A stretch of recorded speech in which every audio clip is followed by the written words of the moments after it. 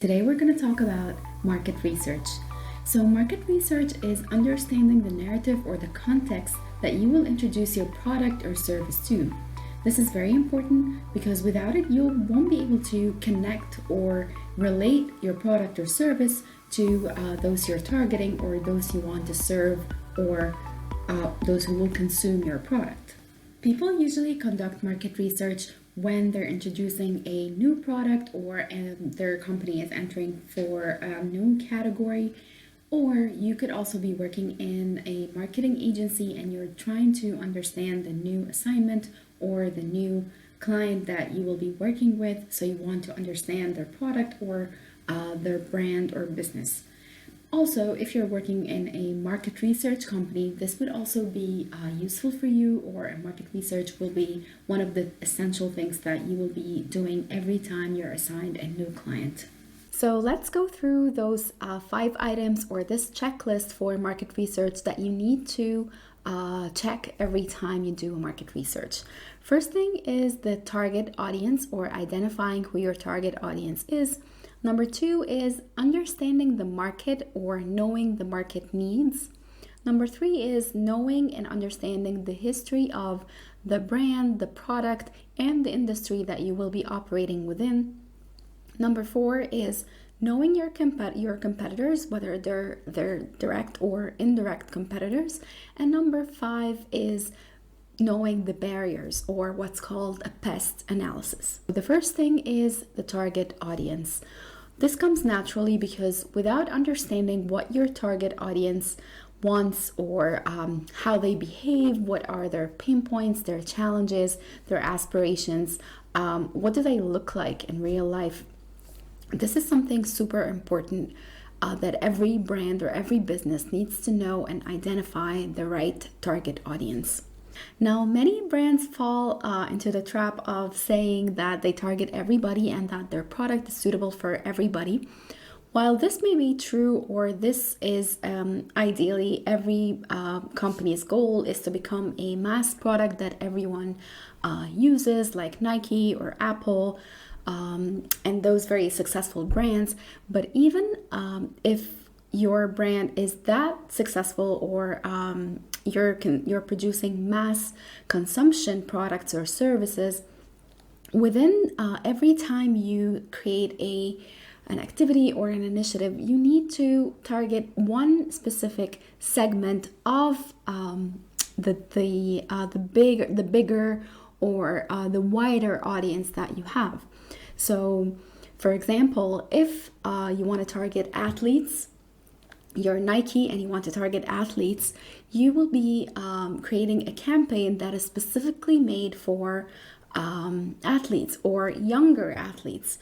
Meanwhile, with other products such as lifestyle products like sneakers or just everyday use products, you will be creating a totally different campaign or a totally different communication. So even if you really target everybody with your products or your portfolio of products, still every time you create an activity or a marketing campaign, you need to specify who you want to reach exactly, because it becomes impossible to create one campaign that speaks to everybody and that everybody can relate to. This is not realistic when it comes to execution. In order to identify your target audience and get to know them better, there are 2 different ways to segment or create groups for your target audience or target consumers. Now, the first way is demographic or socioeconomic segmentation, which is mainly involved with their age, their gender, how much they make every month, whether they're their marital status, whether they're engaged, they're single, they're married, they have a family, and what sort of maybe political views that they have. So these are all demographic or socioeconomic segmentation. Now, on the other hand, there's also another way to segment audience, which is psychographic segmentation. Psychographic segmentation is involved with understanding their values, their goals, their dreams, how do they identify themselves, or what their lifestyle looks like, what their purpose in life is. These are all emotional, maybe, or intangible attributes of your target audience, but it hugely affects how people purchase or how people relate to brands. And without that, you won't be able to create a relevant tone of voice or a relevant way to communicate with those people that you're targeting. So we now move to the market need, or understanding the market, or why do people consume this product? What are their motives when they purchase it? Because and one product can have many or several motives. So people buy cars because they want to move from point A to point B, of course, but this is not the only reason why people buy cars. Cars are also social statement. So it's not only the functional need that drives people, it's also other things as well. So you need to consider that when you're designing the product, or when you're creating the digital marketing strategy or the marketing strategy for your product.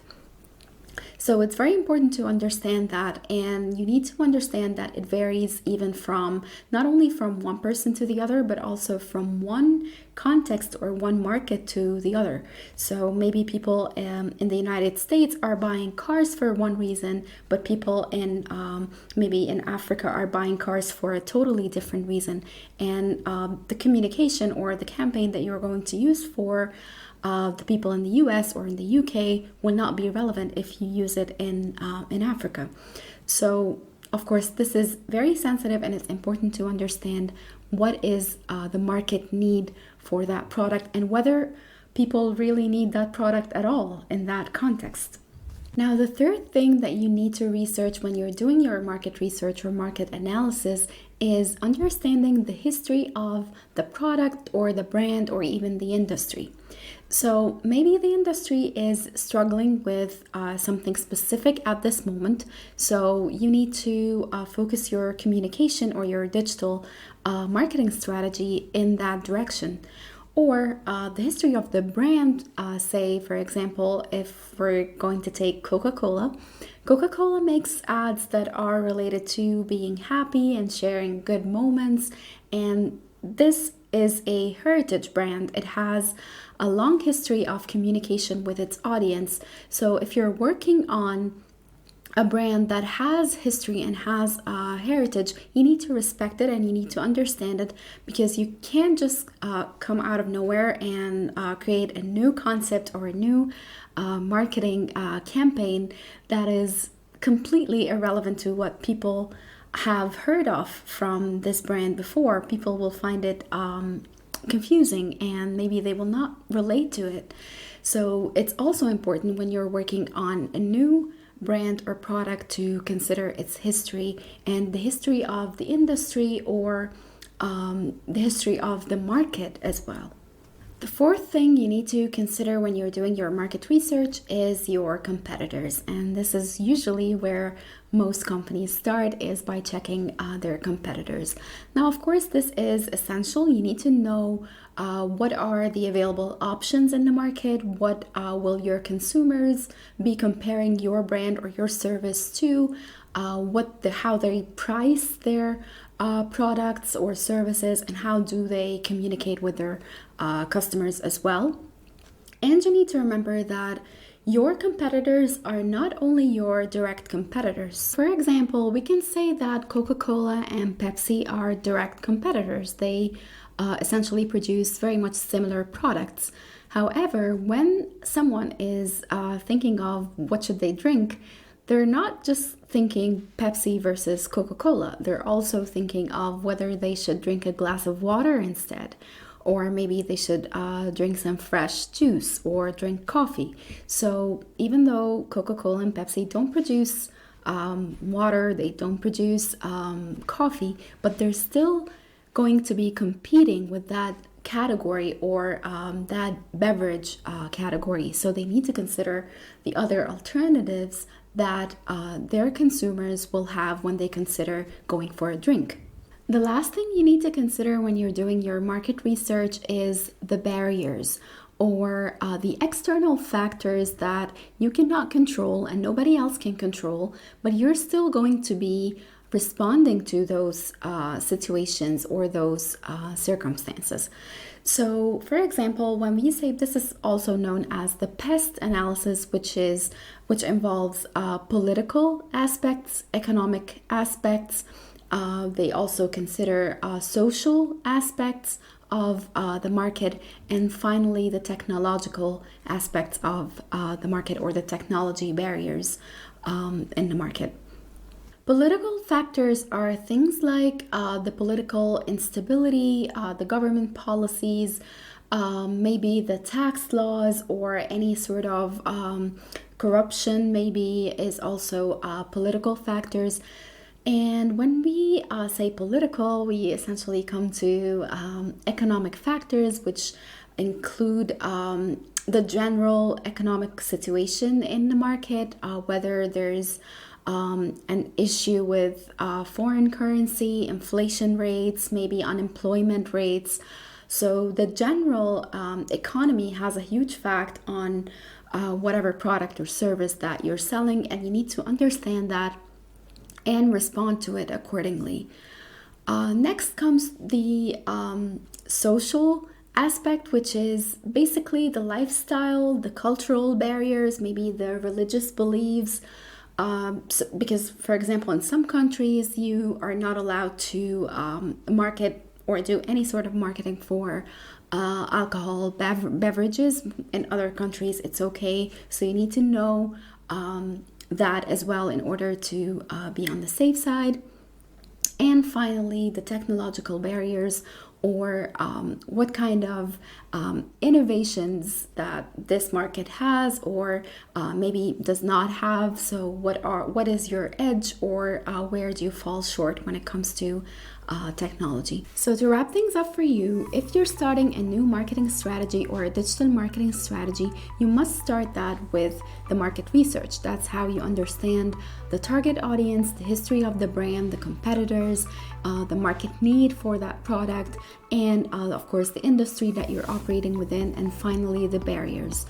And once you've done that, you can then move to their digital platforms, which are mainly the website and the social media platforms. And this is what we're going to tackle in the next videos, so stay tuned.